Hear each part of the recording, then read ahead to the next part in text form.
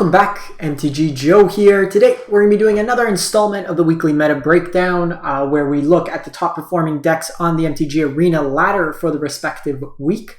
And we do format by format, best of one and best of three as separate videos. This particular video will be for the standard best of one format. You can check out all the respective videos in the playlist to see what are kind of the top performing decks each week, kind of go through the changes, stuff like that. And we get this data from Untapped GG, what you see on the screen. It's a companion tool that runs alongside your Arena client, tracks your win rates, loss rates, deck collection, suggests decks you could build, aggregates all those win share data sets into a composite kind of meta outlook in terms of what's performing well, what's not, and then what we do is try to kind of see what's the meta looks like each week. And it's free to get started with that. The link is in the video description. If you follow that link, helps out the channel as well. And I will be pasting these deck lists in the video description, so if you just want to copy paste it into Arena, very easy to do so as well. But even just going to like the site, once you're signed up, you just click copy to MTGA, pulls everything in, syncs your wild cards so it can tell you what you can build, like all cards are owned, for example. But we will jump into this. Standard best of one, May 22nd to 29th, 7-day sample size, platinum to mythic rank, and we are at 290,000 games. Almost 300,000 games of Magic the Gathering best of one. And the top performing deck by a large margin, the deck that's kind of taken over the last week, is Boros Burn, Boros Aggro, Boros Modify, whatever you want to call it. It's Boros Smorkia in the face. This deck is just all over the place on the ladder. It is a very strong deck. So it's kind of combining the elements of mono white. So you have like Hopeful Initiate, Luminarch Aspirant, Brutal Cathar, but you're supplementing it with a bunch of removal that also just goes face. So you have Roil Eruption, Play with Fire for burn damage. Kumano faces Kakkazan, pings, also buffs one of your creatures, and then becomes a 2/2 that exiles on damage. Bloodthirsty Adversary can flash back any of your spells, including Valorous Stance. You got Sunrise Cavalier. The Cavalier's time to shine. Forget all those other 3-drops, no Adeline. Sunrise, 3 mana, 3/3, trample haste. Whenever it flips to day or night, you also get to put counters on it. That pairs really nicely with all the buff effects like Luminarch Aspirant or Thundering Raiju, and there's just like alternative ways to deal damage with the deck. If you're interested in seeing a video on that, have it on my channel. The deck just like runs over people. Very, very strong deck. There's slight tweaks, like you'll see, like slight variations. This version's playing Godo over the Bloodthirsty. I think all things considered, Bloodthirsty's just got a higher ceiling than the Goro, just being able to flash back late. And as hesitant as I was, the Snarl was actually okay in the deck. But this year, play for Needleverge Pathways. There's no reason you shouldn't be playing the 4 of in that. Up next, Naya Humans. This is a 65% win rate deck, and this is mono white, splash, green, red. So you get Minsc in here, you get Halana and Alana, partners in crime, that buff your squad, and then Sigarda that also buffs with the human ability and also provides you some card advantage with Coven. Otherwise, it's pretty stock mono white list, Hopeful Initiate, Intrepid Adversary, Luminarch, Thalia. The cards you're used to seeing in these types of shells. And kind of cool, something with Untapped, like I was mentioning, so it syncs your collection. So if I want to build this deck, I'm 2 wild cards short. I'm missing 2 Halana and Alanas. If I go up here, I can see that, okay, I'm 2 short, but I have 27 rare wild cards, so I can just craft it with that. So kind of a cool way to see what you can and can't build. Moving from Naya white to mono white stock. And really what we look at mono white each week. So mono white's always at the top. So top 1 to 3 decks by percentage points, 65%. We really look to just see how the configuration is going, so what they're choosing in terms of 3-drops. So we see no Redain in this particular version. That sometimes comes in. We're seeing a 5 exile effect. We're seeing Portable Hole in this one. Only 2 Intrepid Adversaries. We're also seeing 3 Wandering Emperors, and then a 2/2 split of Legion Angel. This version here is also on the 3 Crawling Barons, 3 Cave of the Frost Dragon, just heavy creature lands. Really cares about the board wipes, kind of gumming up the game, and then lets you just kind of sink mana if you do flood in this particular version. I usually like the Wandering Emperor version. It gives you an axis of attack that, you know, you could still put pressure with Wandering Emperor. It could be a combat trick to give first strike. If you try, you know, say they're trying to fight with fire, your Skyclave. You can flash this in, make it a 3/3, kind of protect around that. The Exile is also relevant against like runes and stuff like that. Pretty solid card all around. So that is mono white. And then with the prevalence of a lot of these low to the ground aggressive decks, we're seeing Mill come back for a go around. Very kind of stock. You sometimes see them play the Red Invoke to flash back the Hideous Laughter from the graveyards. But basically what you're trying to do is control the game early. You have your Rune Crabs for value. Notably with this one here, you do get access to like Maestro's Theater as kind of another fetch line style effect, similar to Evolving Wild. Also gives you the life gain element, which is nice. Strangle and Fading Hope gives it a lot of early interaction as well.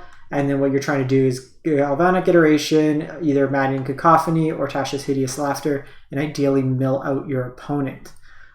So doesn't care about combat damage. Not a single point of damage will be dealt to your opponent, but you're just going to try to get all the cards out of their graveyard, out of their library.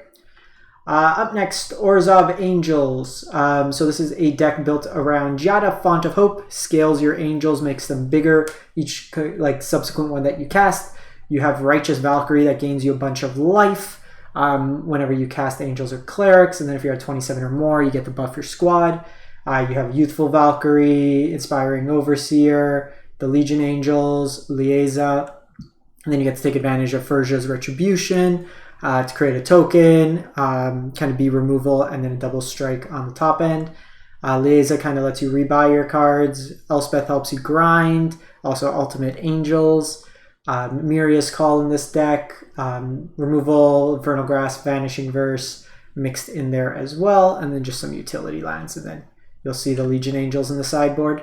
Some of these are kind of like best of 3 lists people played in best of 1. So you'll see some cards that aren't really considered for, like they had the full 15 cards, but it cuts it to 7 for best of 3. Oh, sorry, best of 1. Up next, we have Boros Control. This is really a Boros combo reanimator. And really what you're trying to do with this deck, if you've never seen it, you want to put cards into your graveyard. So you have Thrilling Discovery, Seize the Spoils, and Fable the Mirror Breaker. And what you ideally want to do is put a copy of Velomachus or Sanctuary Warden into your graveyard, primarily Velomachus first. You can put the counters on it. So you put the Velomachus in your graveyard, you cast Invoke Justice, you get to bring back the Velomachus as early as turn 4, thanks to the treasure that you get from Seize the Spoils. This then allows you to cast free spells. With the 4 counters on Velomachus, it will also allow you to cast Miria's Call as an additional spell there. You could hit like Angel Fire Ignition, Dragon's Fire, just kind of more mill and kind of play into that game. So it's kind of a reanimator combo kill deck that doesn't, I wouldn't really classify it as control because you're not really you have 4 pieces of interaction early and then some burn down the houses on the top end, but you're really just trying to dig into your combo. And then, you know, here's my 9/9 Flying Vigilance Haste Dragon that also casts spells for free. Jeskai Control. This is the Show of Confidence Goldspan Dragon combo deck.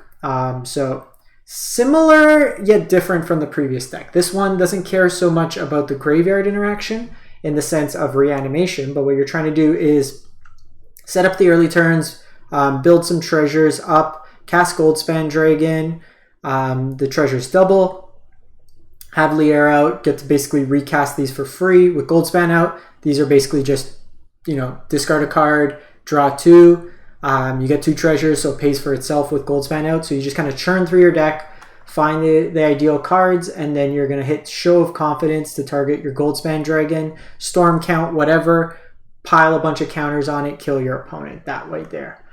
Very powerful deck. A lot of the pros were playing this at the set championship last week.